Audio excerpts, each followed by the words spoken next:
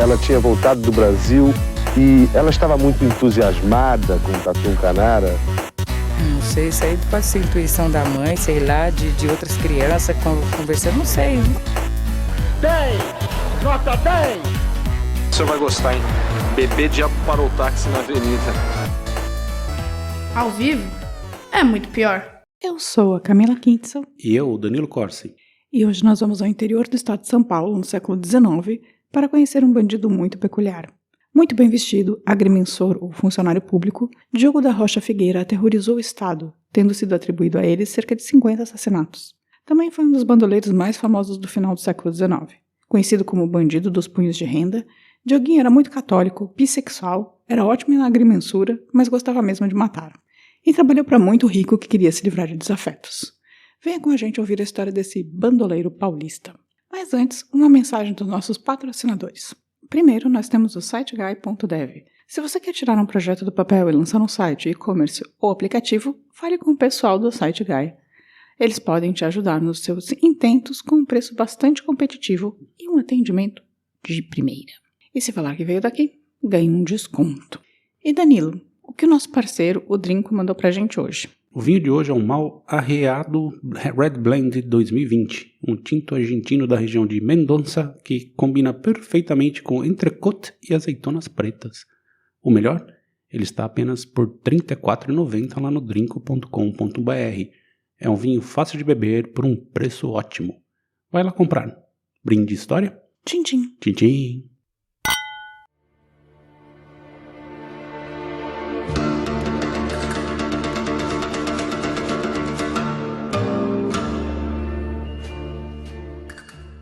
Começando, como sempre, do começo. Diogo da Rocha Figueira nasceu na cidade de Botucatu no ano de 1863. Era um menino marrento que se metia em muitas brigas na escola, o Colégio Botucatuense. Aliás, já venho com uma informação aqui diretamente da minha aula de tupi na faculdade. Botucatu significa bons ares, ou seja, é a Buenos Aires brasileira. Verdade, verdade. Ou Boca Tatu, como diria uma ex-primeira-dama brasileira. Que é isso, primeira-dama? A mulher do Collor. Chegou lá e falou, um abraço ao povo de Boca Tatu. A Rosiane? Rosiane. Meu Deus, como você lembra disso? Eu era do interior de São Paulo, né? A gente presta atenção. Entendi. Pronto, podemos voltar para a história e agora vocês sabem um fato completamente aleatório para contar no happy hour da firma.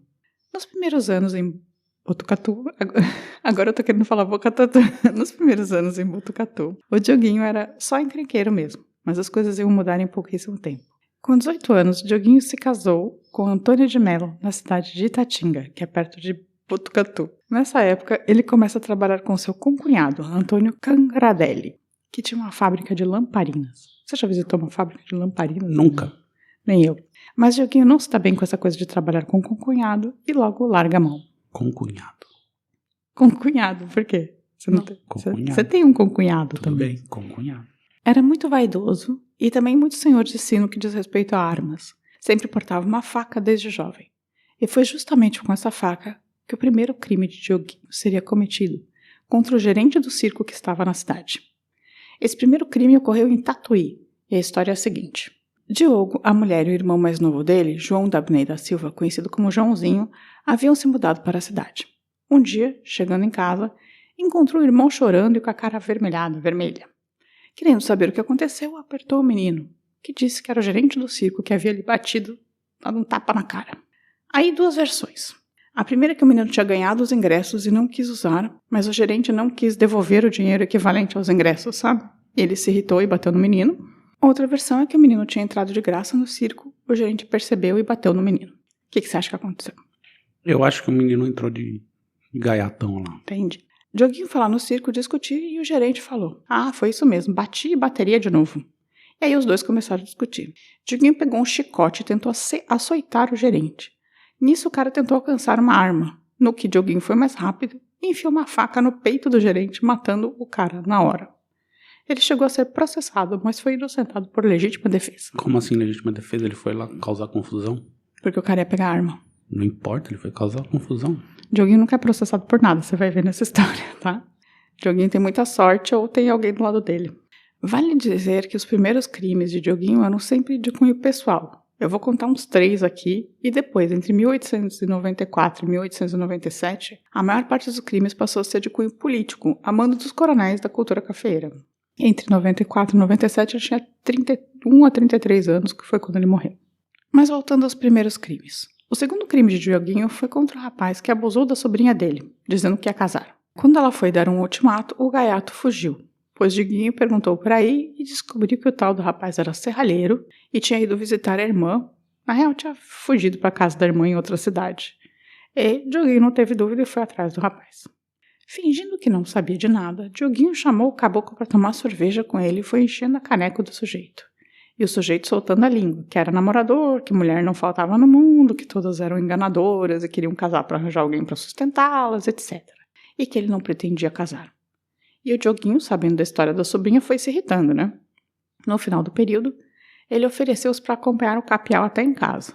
E no meio do caminho, quando ninguém estava vendo, matou o serralheiro a cacetadas. Meio violento esse rapaz aí, né? O Dioguinho é muito violento. Ele é tipo um bandidão, assim. Bandidão. Bandidão. Bandoleiro bandidão. O terceiro crime de Dioguinho é o mais estúpido de todos. Ele comprou um chapéu novo, que era novidade em São Paulo, trazido com exclusividade pelo seu Salim para Tatuí. Era um chapéu de palha trançada, chique, chamado palheta. E Dioguinho queria estrear no baile naquela mesma noite. E foram a essa festa, que ele e os amigos, que na real era uma festa de aniversário de alguém bem conhecido na cidade. Os amigos brincaram com a palheta, né, tipo tiraram sarro do novo modelo de chapéu, mas Dioguinho estava feliz da vida de estar lançando moda. Nisso, um amigo o chama e diz que vai ensiná-lo a dançar a marzuca. Você conhece a marzuca? Não faço a menor ideia. Que era um ritmo popular na época. Eu não tenho ideia do que é a marzuca, tá, gente? Dioguinho tem uma aula rápida de marzuca e chama a moça para dançar com ele para testar, né? Deixando o chapéu em cima de uma cadeira. Nisso, um rapaz que ele não conhece vai e senta no chapéu. Craque. Estourando e destruindo todo o chapéu novo do Dioguinho. Dioguinho não fala nada, só pega uma faca e enfia no coração do cara. Assim, segundo o autor, que li, sem dizer água, vai, de um só golpe, cravou-lhe a faca no peito até o cabo. Todos começaram a gritar assassino e na confusão Dioguinho fugiu. Mas não foi por muito, ele foi pego e entregue à polícia. Porém, processo vai, processo vem, ele foi, pasmo, absolvido. Poxa vida, como assim? Também não sei, meu amor. Século XIX, no interior de São Paulo, parece que o Dioguinho... Legítima defesa do chapéu, é isso? É, ele matou o cara por causa de um chapéu. O primeiro matou por causa do circo, o segundo matou também... Defendendo a honra, defendendo a honra da sobrinha, e o terceiro foi por causa de um chapéu. Nessa época, Dioguinho já tinha virado agrimensor, que era um trabalho com uma demanda bem alta no interior paulista. E foi justamente com esse trabalho e com a fama de matador, que os 3 primeiros crimes tinham trazido, que ele começou a despertar a atenção dos coronéis, né? Que ele foi conhecendo conforme ia trabalhando no interior paulista. Dioguinho era protegido dessa gente, que sabia que ele cometia os crimes sempre a mando e a pagamento. Mas até então ele não tinha recebido Não, nenhum, mas ele começou a se oferecer para matar as pessoas a mando e a pagamento.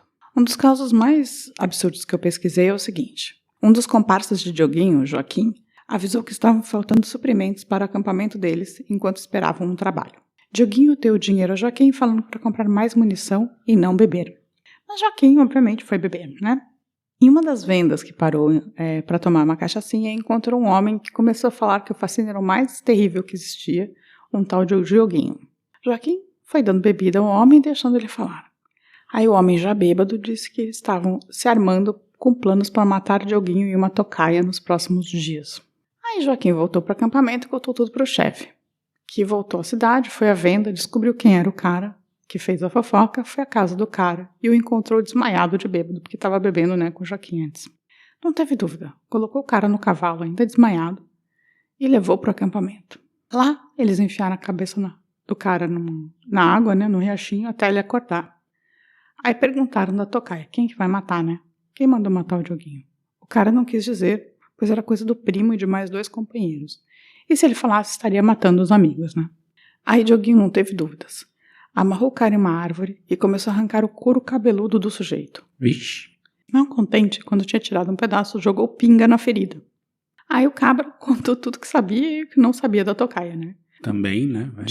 Dioguinho libertou o cara e quando ele começou a correr em direção a essa casa, descarregou o revólver nas costas do sujeito. Sabendo dos planos da tocaia, Ainda mataram o primo e os 2 companheiros do cara que dedurou depois de ter o couro cabeludo arrancado. Parece... Esqueci, quem fazia isso eram os nativos americanos. Esses caras, esse Dioguinho com o grupo dele, assim, eles viraram tipo uns caras de bang bang quase, sabe? Tipo uma coisa meio...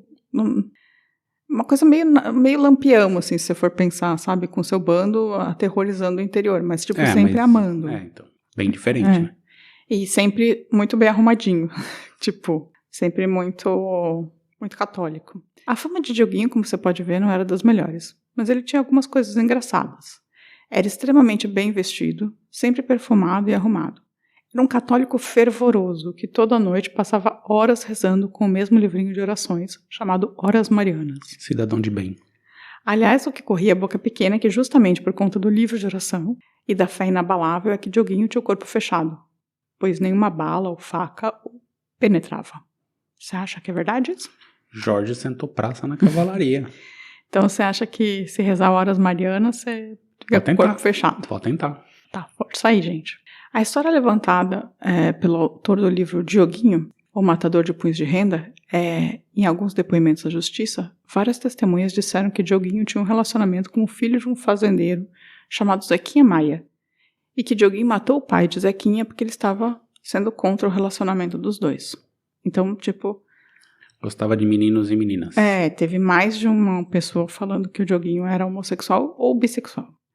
Outro fato que chama atenção é que quando acharam o casebre onde ele se escondia, descobriram perucas e roupas femininas. Pode ser tanto uma coisa de disfarce, porque também acharam perucas e bigodes masculinos. É tipo Pernalonga crossdresser, né? Quanto um crossdresser. A princípio foi tido que tudo era um disfarce, mas várias pessoas falavam que às vezes o Dioguinho se vestia de mulher e andava pela cidade. Mas é um personagem bem curioso, né? Uma figura, né? Eu nunca tinha ouvido falar dele até pouco tempo atrás. Também não conhecia, não. Outra coisa importante que vale dizer é que Dioguinho tinha um tipo de rosário macabro feito de orelhas das pessoas que ele tinha matado. Ele arrancava a orelha para marcar o defunto como seu, né? E também para comprovar para os coronéis que a morte tinha sido executada. Ele me lembra o Papaco. O Papaco. Que é meio isso. Então, o primeiro Bang Bang brasileiro, de 1917, foi feito em homenagem ao Dioguinho, sabia? Não fazia ideia. Olha só. Claro que com o tempo a quantidade de gente que queria ver Dioguinho morto só aumentava. Da mesma maneira de quem queria ver Dioguinho vivo, pois tinha um rabo preso com um bandoleiro.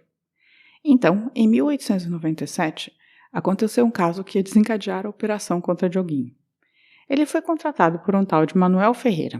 O caso era o seguinte: a mulher de Manuel, Balbina de Jesus, estava tendo um caso com o Marceliano Fogueteiro. Fogueteiro. Alcunha de Marceliano Pereira Machado. Então já tivemos um fogueteiro original, não Temos. uma fogueteira do Maracanã. O marido contratou Dioguinho, que não se fez de rogado. Ele e a trupa pegaram a Balbina, deram uma surra nela e cortaram o cabelo da mulher. Já o Marceliano Fogueteiro foi morto mesmo pelo grupo. A Balbina fugiu da cidade e, ouvindo alguns parentes, foi a São Paulo dar queixa do que tinha acontecido com ela. Com todas as milhares de queixas somadas, dessa vez decidiram fazer alguma coisa contra o Dioguinho e montar uma força-tarefa para pegar forças-tarefa. o tal do Dioguinho. A notícia rapidamente correu de que o bandoleiro maior do interior paulista estava com seus dias contados, porque agora a capital resolveu que ia fazer alguma coisa por conta do dado da Balbina. O delegado Antônio Godoy Moreira da Costa foi quem começou a perseguição. Com a ajuda de locais, descobriram uma das paradas comuns de Dioguinho. E lá, prenderam um de seus bandoleiros, chamado Eliseu. Esse rapaz levou a polícia até o barraco em uma fazenda que era meio que a sede do Dioguinho, onde ele guardava os documentos, roupas, mais munição. Enfim, era um depósito para onde ele sempre voltava, né? Apesar de estar sempre circulando pela região. Tiraram tudo de lá e tacaram fogo. Mas Dioguinho não estava mais lá. Eles acharam nesse lugar, que era o acampamento do Dioguinho, uma oração que é tira e queda quando você precisa de alguma coisa. Nesse caso, que eu vou ler aqui, ele está querendo 12 navalhas. Então a oração é: 3 almas com mais 3 são 6, com mais 3 são 9, com mais 3 são 12. Peço as 12 almas que vá à casa do barbeiro fulano e me traga 12 navalhas. Mas o que você quer, Danilo? Eu vou fazer a oração para você. Eu? 12 navalhas. Você quer 12 navalhas 12 também? 12 navalhas, ué. Bem, basicamente você tem que falar 3 almas com mais 3 são 6. Então você vai somando até achar o número de coisas que você quer, entendeu? Entendi. E aí depois você pede as 12 almas que vá até a casa de alguém, que é quem tem o que você precisa, e traga tem pessoas o com que 12 você navalhas, precisa. Mandar aí no cabeleireiro. O barbeiro, talvez, né? o barbeiro nesse caso era o barbeiro. Bem, isso eles acharam no lugar que ele deixava os negócios. Aí, de qualquer maneira, a polícia continuou no encalço, né? Mesmo depois de ter achado a oração, ele largou a oração, que é uma coisa preocupante agora. E ele tinha ido para casa de um parente distante, perto de São Simão, margeando o rio Mogi Guaçu. Você conhece São Simão, Daniel? Não, mas Mogi Guaçu sim. Então tá.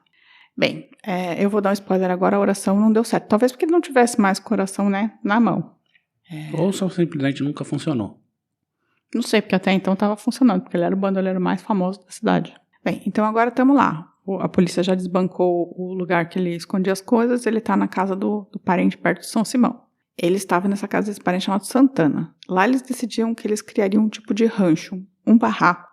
Do outro lado do rio, então tipo a casa do parente ficava de um lado, eles queriam criar do outro lado do rio, se escondendo nas terras que até que a polícia parasse de procurá-los. Contrataram um canoeiro chamado Urbano, montaram um barraco no lugar bom e eram servidos de víveres comprados por Santana enquanto Urbano atravessava a comida. Acontece que a polícia, por uma denúncia anônima, chegou à casa do Santana. Depois de a polícia ter quase matado o homem, ele decidiu trair o parente e falar onde estava o Dioguinho, porque o Dioguinho estava perto da casa dele, mas do outro lado do rio, né? Seu Urbano, o canoeiro, também não teve muito como escapar e foi cooptado. Aí o Santana e o Urbano criaram um estratagema para trazer Dioguinho e Joãozinho para o mesmo lado do rio em que a polícia estava, que era o lado da casa do Santana, né? A famosa Cilada Bino. Dioguinho, ele tinha um pouco de pânico do rio, porque ele não sabia nadar. Bem, a cilada deu certo. Seu Urbano atravessou o rio com uma canoa pequena, e já combinando com os meganha, né? Que o Dioguinho chamava de periquitos. Você já chamou a polícia de periquito? Nunca. Então ele chamava a polícia de periquito. Ele foi até a beira do rio e chamou o bandoleiro, dizendo que precisaria de ajuda com a canoa maior para levar tudo. Como se ele tivesse, precisando levar uma quantidade maior de víveres pro lado que o Dioguinho estava do rio, né? Nisso, o Dioguinho e o irmão foram atravessar o rio com a canoa maior. Pouco depois da metade do caminho, Dioguinho percebeu que tinha algo errado e abriu fogo. Aí a polícia abriu fogo também, atingindo o Dioguinho no peito. Segundo testemunhas, ele esticou a perna, colocou a mão no peito e falou "Ai Maria" e caiu no rio e nunca mais foi visto. Então não se sabe se ele morreu. Então, Joãozinho ainda, que é o irmão mais novo, ainda atirou bastante e tentou fugir com a canoa. Seu corpo foi encontrado alguns dias depois, preso nos galhos. O corpo de Dioguinho nunca foi encontrado. Olá.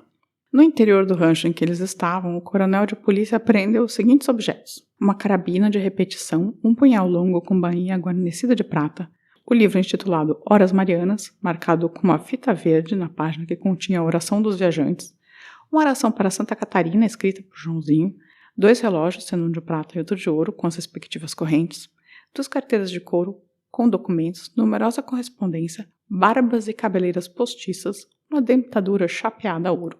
Com o Joãozinho encontraram 1 conto e 600 mil reais, que era uma quantidade, enorme de dinheiro, assim, uma fortuna. Como o Dioguinho nunca mais foi visto, nunca acharam o corpo, as lendas correram soltas. Que ele tinha fugido e trocado de nome, que tinha ido para Minas Gerais e virou bandoleiro por lá. As histórias e feitos e mortes também cresceram e mudaram. Mas as que eu contei aqui são do livro História Completa e Verídica do famoso bandido paulista Diogo da Rocha Figueira, mais conhecido como cognome de Dioguinho por um delegado de polícia, de 1949. Que tamanho de nome é esse? Esse é o título do livro, eu vou de novo, vou ler para vocês. História Completa e Verídica do famoso bandido paulista Diogo da Rocha Figueira, mais conhecido pelo cognome de Dioguinho por um delegado de polícia. Eu amei o nome desse livro, 3 frases. É título do disco da Fiona Apple. Sim. Além desse, existem mais pelo menos 3 livros sobre o Dioguinho, além de um filme, o primeiro filme Bang Bang brasileiro de 1917, que eu já falei aqui. Também descobri que existe um filme no YouTube, que é feito por um grupo semi-profissional, digamos assim, e uma HQ chamada Cão, de Breno Ferreira. O último livro lançado sobre ele, que eu não consegui comprar online, foi Dioguinho, o Matador dos Punhos de Renda, de 2012. Mas eu peguei toda a história de uma entrevista com o autor. E essa foi a história do Dioguinho. Você conhecia, Danilo? Nunca tinha ouvido falar. Não é interessante? É curiosíssimo. Então, o cara que é um personagem, assim, e ele causou... Tem mais história. É um crápula, né? Um crápula. Tem uma outra história que eu não contei aqui, mas que eu vou contar agora rapidinho. É que, um coronel pede pra ele matar o professor particular que ele tinha contratado, porque o professor e a filha do coronel tinham se apaixonado. Aí o Dioguinho chama o professor e fala, olha, eu não posso te matar, porque senão a mulher sempre vai continuar te amando, então você precisa se suicidar. Você prefere veneno, pistola ou faca? Aí o professor fala, veneno. E aí escreve uma carta e se mata. Tipo, com o joguinho na frente. É, um canalha esse joguinho. Então, mas ele virou, tipo, parece que assim, no interior de São Paulo e no começo do século, ele era tipo o bicho-papão, sabe? Ele era o justiceiro, né, de rico, né? Um justiceiro de rico, mas também matava umas pessoas aleatórias por puro... Sim. Porque podia. Sim. Eu achei um canalha, mas eu achei, ao mesmo tempo, curiosíssima a história, assim. E a gente conhece tanto histórias do cangaço, né? E esse era tipo um cangaceiro do interior de São Paulo. Assim. Muito provavelmente no interior do Brasil cada estado deve ter o seu respectivo joguinho. Eu descobri que, na verdade, o Menotti Del Picchia, né? O escritor, ele escreveu um livro só sobre os bandoleiros dessa época, assim, do começo do século, no São Paulo e no Rio de Janeiro. Mas eu tenho que procurar ainda, que tinha um tal de Dente de Ouro também, além do joguinho. Eu achei bem curiosa essa história e achei que valia a pena trazer para o podcast. Acho que é isso. Você tem mais alguma coisa para falar sobre o joguinho? Não. Então, seguimos o jogo. Vamos para os recadinhos? Bora.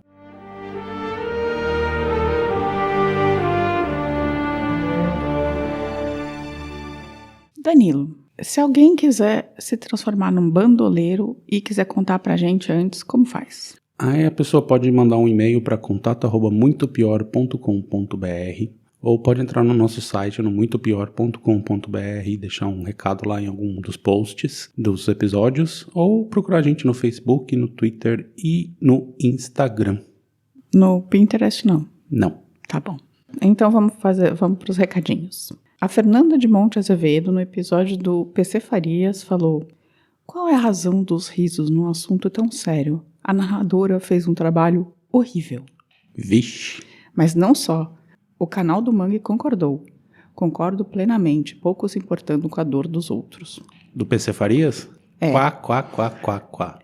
Parece que as pessoas não gostaram da narradora, e a narradora, no caso, sou eu. Então eu fiz um trabalho horrível. Horrível. Gente, ó, tá vendo como a gente não recebe só amor? A gente recebe esse tipo de mensagem. Você vai rir da morte do PC Farias? Eu não sei se eu ri. Eu não devo ter rido da morte. Eu devo ter rido das atrapalhadas que os caras fizeram com todo o Cubada Palhares e toda aquela zona, assim. Pois é. Da morte em si, eu duvido eu ter rido. Enfim. Crítica válida, mas inválida. Andréa Cubas, no episódio do Wallace, falou: minha surpresa é uma história dessas não se passar no Brasil pós-2018. Porque, né? Lembra tanta gente conhecida. Pois é, né? Puro suco do esgoto do país. Um dia ainda publico um artigo que vai explicar por que os traficantes têm apelidos tão desmoralizantes. Eu gosto dos apelidos do Franquizinho da 40. Franquizinho da 40, eu gosto muito também. Beijo por vocês. O Christian Carrey, no mesmo episódio, falou: muito interessante o episódio. Interessante. Eu achei também a história bem louca. A Daniele Bernardes Prézia Rodrigues falou no episódio da Rua Cuba: foi a melhor cobertura. Sei de muitas famílias que se agridem, sei de muitas histórias. Aqui em casa, às vezes tem discussão, mas agressão nunca. Ou seja, os ânimos poderiam estar exaltados. Acho que tava, né? Pra ter tido a morte dos pais, eu acho que sim. Mas eu não posso falar nada desse crime, porque os caras estão processando até hoje, todo mundo que fala desse crime. Pois é. Então, também queria agradecer as pessoas que se inscreveram no nosso canal: Madalena Bueno Silva, Uma Prosa com Marta, Simone Vascas Beretta, Conrado de Pacas, José Moreira Filho, Evandro Rodrigues e Carolina M. Barreto. Também a Maria Alice Sá curtiu a página no Facebook e a Val Batista também. O Ricardo Cravo mandou pra gente várias coisas, inclusive um comentário do Bolo sobre esse caso que tá repercutindo bastante agora, do rapaz que foi morto pela polícia. Pois é. De forma cruel, com tortura dentro do camburão. Câmera de gás, né? Sim, foi absurdo. Mas a gente não vai contar esse episódio tão cedo, porque tá muito recente. Não, e tem muita coisa pra desenrolar nisso aí. Mas ele também mandou mensagem sobre o Alceu Valença, que ainda tá vivo e a gente não pode falar de ninguém vivo. E a Elza, que é um episódio que vai entrar na lista, sim, Elza Soares. O Jonathan, conhecido como João Mercúrio, mandou um recadinho falando que estou maratonando, ficando muito feliz com umas histórias e meio puto com outras. Vocês são demais. E aí falou que obrigado por compartilhar tudo isso com a gente. Você acha que tem que ficar puto com algumas histórias? O tempo todo. O tempo todo? E esses são os recadinhos. Fora isso, um beijo pra todo mundo que nos segue, que nos compartilha. Pera aí que eu tenho um. Lá no Twitter, o Sergei Casto falou que queria um episódio do Hildebrando Pascoal, da Motosserra. Ele ainda tá vivo, então talvez a gente leve um tempo ainda, porque a gente não costuma falar de pessoas que estão vivas, porque mesmo que a gente elogie e tal, depois ela vai e faz uma merda no final de tudo e aí estraga, né? E o cara da motosserra a gente não vai elogiar de qualquer maneira. Não vamos elogiar. Mas mesmo que alguma coisa pode acontecer no meio da história aí, né? A Eliana Giovanoli também mandou, que é uma amiga minha, mandou uma mensagem dizendo que elas adoram o podcast lá na casa delas, elas ouvem tudo e maratonam.